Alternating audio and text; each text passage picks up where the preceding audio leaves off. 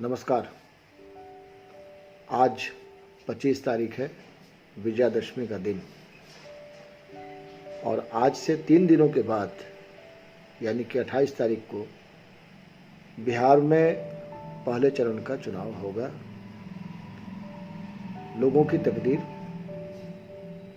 Ballot box में pack हो जाएगी, बंद हो जाएगी। इसके बाद 2 चरण और होंगे और 10 तारीख को चुनाव परिणामों की घोषणा होगी। ये तो बहुत सामान्य सी बात है, ये आप लोग जानते होंगे। लेकिन इस चुनाव में एक फैक्टर बड़ा गजब का है जिस पर अभी तक किंचित समीक्षकों का ध्यान न गया हो, और वो फैक्टर है लालू यादव। आप देखिए तो लालू यादव इस चुनाव में नहीं है। वो रांची में बंद है, रिम्स में है, उनका इलाज भी चल रहा है, और वो जब मन करता है तब नीतीश कुमार को ट्वीट भी कर देते हैं, रामविलास पासवान के निधन पर शोक भी जता देते हैं,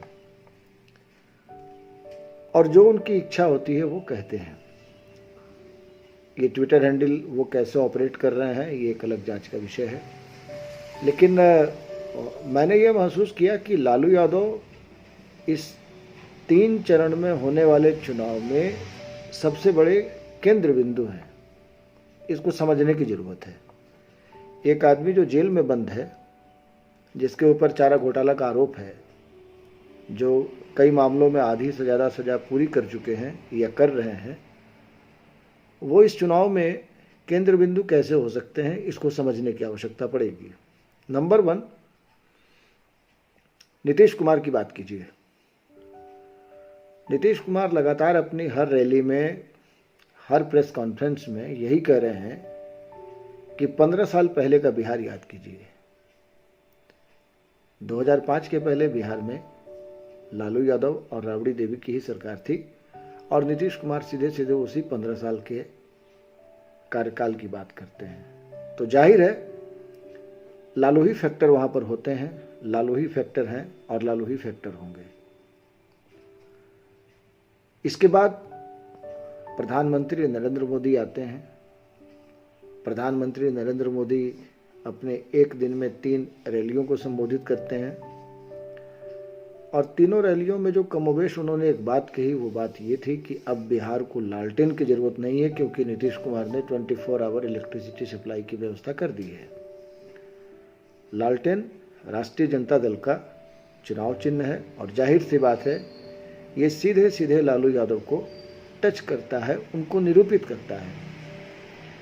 तो नरेंद्र मोदी ने भी प्रत्यक्ष और परोक्ष दोनों तरीके से लालू यादव पर ही हमला किया।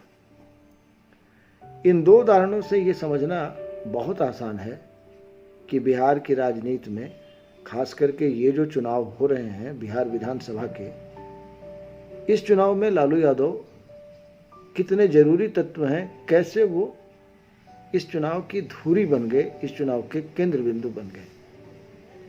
ये एक किस्म का तिलिस्म है, और ये पॉलिटिकल सर्कस की अगर चीज़ों को हम ध्यान में रखें तो लालू यादव जेल में बंद होने के बावजूद चुनाव को प्रभावित कर रहे हैं। चुनाव को आप अगर प्रभावित गलत शब्द मानते हैं तो आप ये मान सकते हैं कि इस चुनाव के अहम तत्व हैं। पूरा का पूरा चुनाव लालू वर्सेस लालू ही है। लालू वर्सेस लालू कैसे है?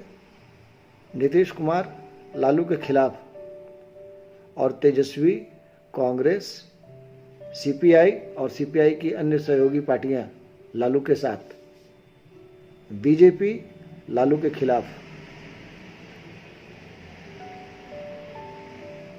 ये कम आश्चर्य की बात है क्या कि एक आदमी जो जेल में बंद है, जिसने गरीब गुरबों को जुबान दी, आवाज दी, ठसक के साथ रहना सिखाया, वो जेल में बंद होने के बावजूद पूरे के पूरे चुनाव को प्रभावित कर रहा है। ये कोई सामान्य सी बात नहीं है।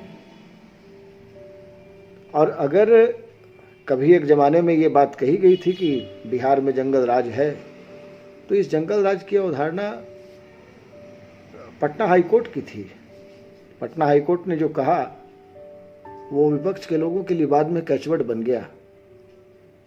तो उनके किए की सजा उनको मिल रही है, कुछ सजा मिल चुकी है, कुछ सजा आने वाले दिनों में मिलेगी। लेकिन 10 लाख लोगों को रोजगार देने का जो वादा तेजस्वी यादव ने किया, वो लोगों की नींद उड़ाने के लिए काफी है। नीतीश कुमार की नींद उड़ी हुई है और वो सीधे सीधे सवाल कर रहे हैं और इसको डैमेज करने की कोशिश कर रहे हैं कि ये संभव ही नहीं है, किसी को एक अक्षर का ज्ञान नहीं है, बड़ी बड़ी बातें कहते हैं। नीतीश कुमार अपने हिसाब से रिएक्ट कर रहे हैं हाल के दिनों में। तो स्वाभाविक सी बात है, नीतीश कुमार का रिएक्ट करना भी लालू के विरोध के प्रतीक के रूप में ही देखा जा रहा है और इन चीज़ों को वो उसी रूप में लेकर के चल भी रहे हैं। जिस तरीके से वो अपना आपा खो रहे हैं, ये कमाल की बात हो गई। आज की तारीख तक यही माना जाता था कि नीतीश कुमार बड़े सज्जन पुरुष हैं और पॉलिटिकल चीज़ों को बड़े उदारता के साथ, सहृदयता के साथ लेते थे। कई चीज़ें उनके समझ में नहीं आती थी तो वो चुप भी हो जाते थे, कई बार वो मौन धारण कर लेते थे।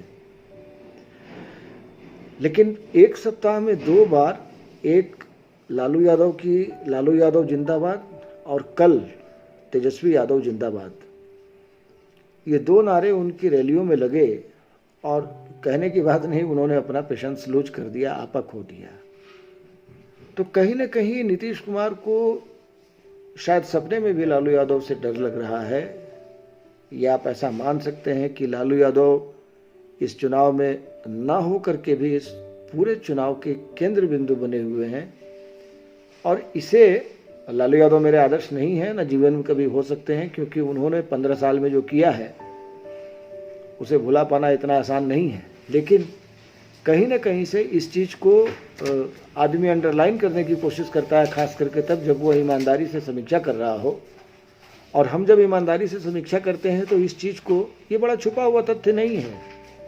अब पता नहीं क्यों लोगों का दिमाग नहीं गया, लेकिन ये मानना पड़ेगा कि पूरा चुनाव लालू के इर्द गिर्द होकर के ही रह गया है। पूरे चुनाव की प्रक्रिया से लेकर के और इसके समापन तक आप यही महसूस करेंगे कि कहीं ना कहीं लालू यादव इस चुनाव को प्रभावित कर रहे हैं और उनकी ताकतों को जिन लोगों ने भी कमज़ोर करने की कोशिश की, वो कमज़ोर होकर के ही रह गए।